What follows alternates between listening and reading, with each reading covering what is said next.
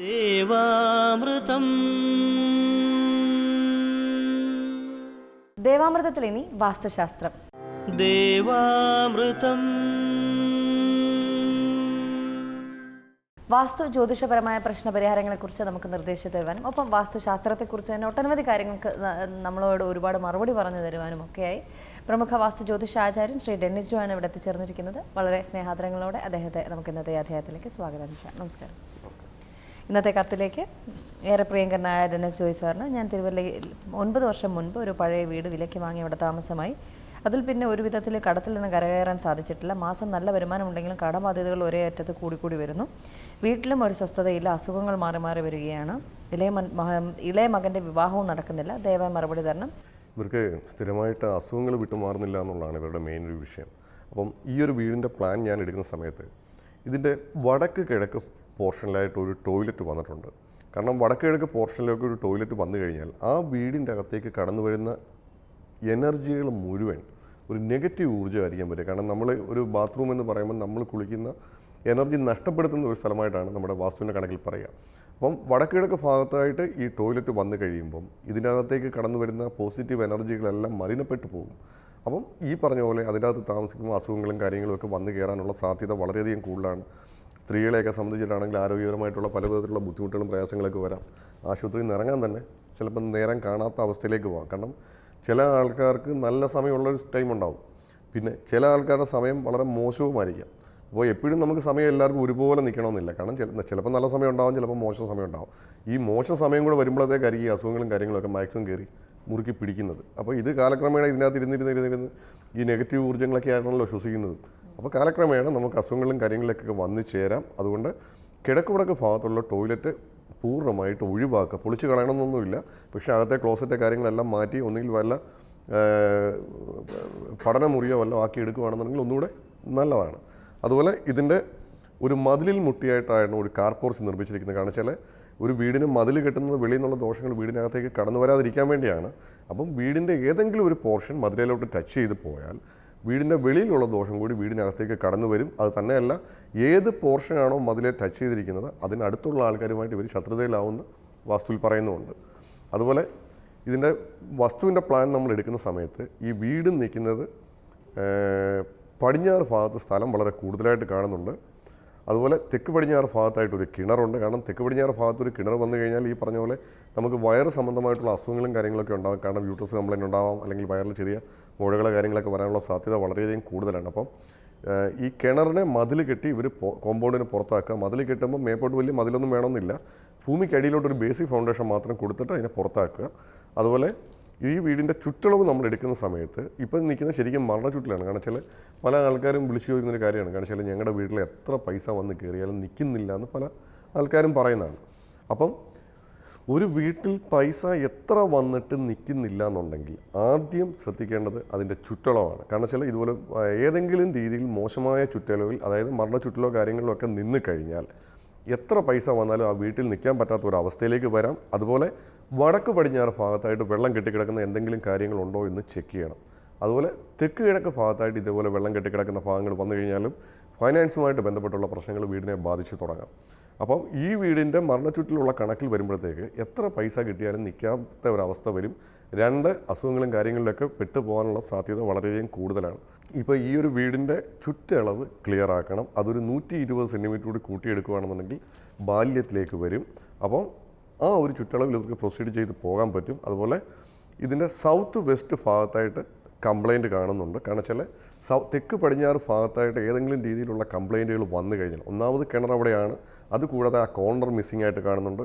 അപ്പം ഇങ്ങനെയുള്ള കംപ്ലയിൻറ്റ് തെക്ക് പടിഞ്ഞാറ് ഭാഗത്ത് വന്നു കഴിഞ്ഞാൽ അതിൽ താമസിക്കുന്ന യുവാക്കളുടെയോ യുവതികളുടെയോ വിവാഹങ്ങളൊക്കെ മുടങ്ങിപ്പോവാനും അല്ലെങ്കിൽ കല്യാണത്തിന് തടസ്സങ്ങൾ വരുവാനായിട്ടും സാധ്യതയുണ്ട്. പല ആൾക്കാരും പറയും എത്ര കല്യാണം ആലോചിച്ചിട്ടും നല്ല രീതിയിലുള്ളൊരു ബന്ധം കിട്ടുന്നില്ല, ഒന്നിലും ജാതകം ചേരുന്നില്ല, ഒരിക്കലും കല്യാണത്തിലേക്ക് അങ്ങോട്ട് എത്തപ്പെടാൻ പറ്റുന്നില്ല എന്ന് പറഞ്ഞ് പലരും വിളിക്കുന്നുണ്ട്.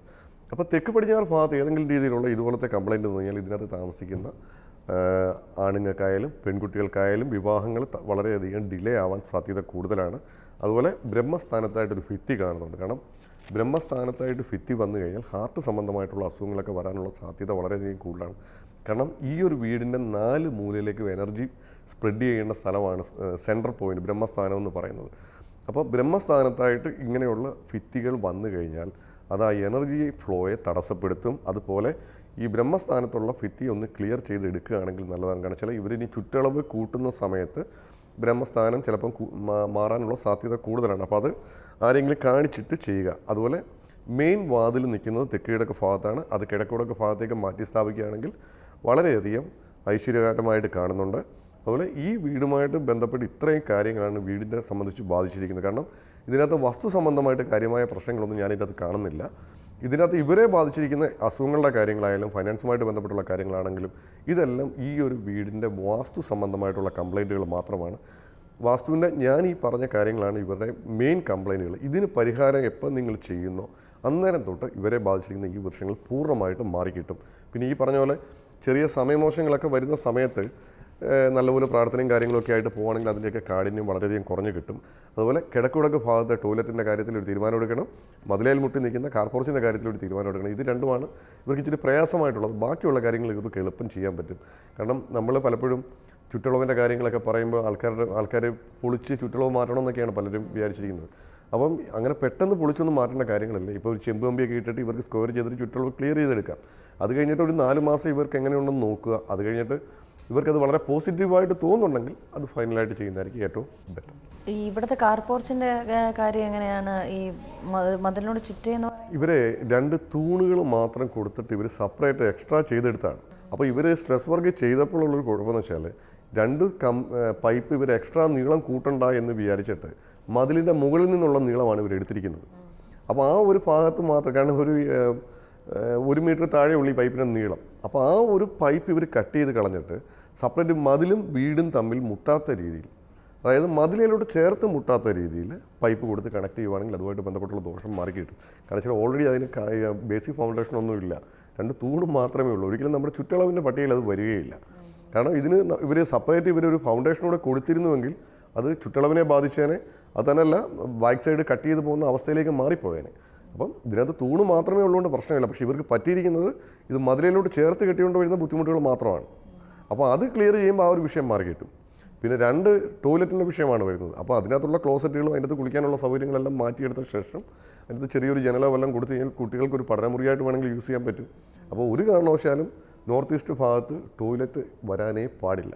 കാരണം നോർത്ത് ഈസ്റ്റ് ഭാഗത്ത് ടോയ്ലറ്റ് വരുമ്പോൾ ഒരു കുഴപ്പമെന്ന് വെച്ചാൽ ഭൂമി കറങ്ങുന്ന കിഴക്കുടക്ക് ഭാഗത്തോട്ട് ചരിഞ്ഞാണ്. അപ്പോൾ കിഴക്കുടക്ക് ഭാഗത്തു നിന്ന് വരുന്ന എനർജി തെക്ക് പടിഞ്ഞാറ് ഭാഗത്ത് സ്റ്റോർ ചെയ്യേണ്ടതാണ്. അപ്പോൾ നമ്മളൊരു പൂജാമുറി കിഴക്കുടക്ക് ഭാഗത്ത് കൊടുക്കാൻ പറയുന്നതും, കാരണം പൂജാമുറിയിൽ നമ്മൾ തിരി കത്തിക്കുമ്പോഴും അല്ലെങ്കിൽ ഒരു സാമ്പ്രാണി കത്തിക്കുമ്പോഴും കിട്ടുന്ന ആ ഒരു എനർജി ആ വീടിനകം മൊത്തം കടന്നു വരാൻ വേണ്ടിയാണ്. ഇതിന് പകരമായിട്ട് ഇവരിപ്പോൾ ഒരു ടോയ്ലറ്റ് ഇവിടെ നിർമ്മിച്ച് കഴിയുമ്പോൾ അതിനകത്തുനിന്ന് വരുന്ന നെഗറ്റീവ് ഊർജ്ജമാണ് ഈ വീടിനകത്തേക്ക് കടന്നു വരുന്നത്. പക്ഷേ ഇതിനകത്ത് ഈ പറഞ്ഞ പോലെ സമയം കൂടെ മോശമായി വരുമ്പോഴത്തേക്ക് ചിലപ്പം വല്ല മാരകമായ അസുഖങ്ങളൊക്കെ വന്ന് കയറി കഴിഞ്ഞാൽ പിന്നീട് നമ്മൾ എന്ത് ചെയ്താലും പരിഹരിക്കാൻ ബുദ്ധിമുട്ടായിട്ട് വരാം. അപ്പം ഇപ്പോൾ തുടക്കത്തിലേ നമുക്കിതിനകത്ത് വാസ്തുവിൻ്റെ കംപ്ലൈൻറ്റ് ഇതാണെന്ന് കണ്ടുപിടിച്ച് അത് പരിഹരിച്ച് കഴിയുമ്പം ആ ഒരു വിഷയം പൂർണ്ണമായിട്ട് മാറിക്കിട്ടുകയും ചെയ്യും. വാസ്തുശാസ്ത്രത്തിന്റെ ഇന്നത്തെ അധ്യായം ഇവിടെ പൂർണ്ണമാവുകയാണ്. വാസ്തു ജ്യോതിഷപരമായ പ്രശ്നപരിഹാരങ്ങൾ ശ്രീ ഡെന്നിസ് ജോയിൽ നിന്ന് അറിയുവാൻ ആഗ്രഹിക്കുന്നവർ താഴെ കാണുന്ന നമ്പറിൽ അദ്ദേഹത്തെ കോൺടാക്ട് ചെയ്യാവുന്നതാണ്. നിങ്ങളുടെ പ്രശ്നപരിഹാരങ്ങൾ സ്വായത്തമാക്കാവുന്നതാണ്. അതുപോലെ തന്നെ വാസ്തു ജ്യോതിഷപരമായ പ്രശ്നപരിഹാരങ്ങൾക്ക് ഞങ്ങൾക്ക് എഴുതുക. എഴുതിയിരിക്കേണ്ട വിലാസം: producer Devamrutham, Kaumudi TV, Kaumudi buildings, Pettah, Thiruvananthapuram. ദേവാമൃതത്തിന്റെ മനോഹരമായ ഇന്നത്തെ അധ്യായം ഇവിടെ പൂർണ്ണമാവുകയാണ്. മറ്റൊരു നന്മ നിറഞ്ഞ അധ്യായമായി വീണ്ടും കണ്ടുമുട്ടാമെന്ന ശുഭപ്രതീക്ഷയോടെ വിടവാങ്ങുന്നു. നന്ദി, നമസ്കാരം. പൂർണ്ണപ്രഭവിരിയും മൺതരിയിൽ ഇരുസന്ധ്യകൾ തന്നിലാവിന്മേലൊരു പ്രഭയായി കൊളുത്തുന്നു ദീപനാളം. അതു തൻ കൃപയായി പകരുന്നു ദേവാമൃതം.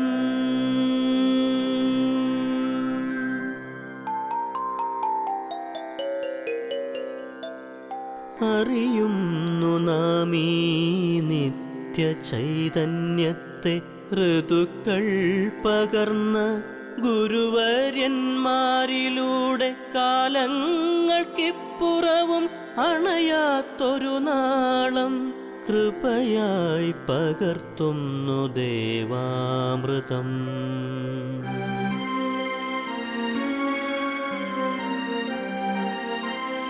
മറക്കുന്നു നാം ഇന്നു നമ്മളെ തന്നെ, വേദാന്തമില്ലാത്ത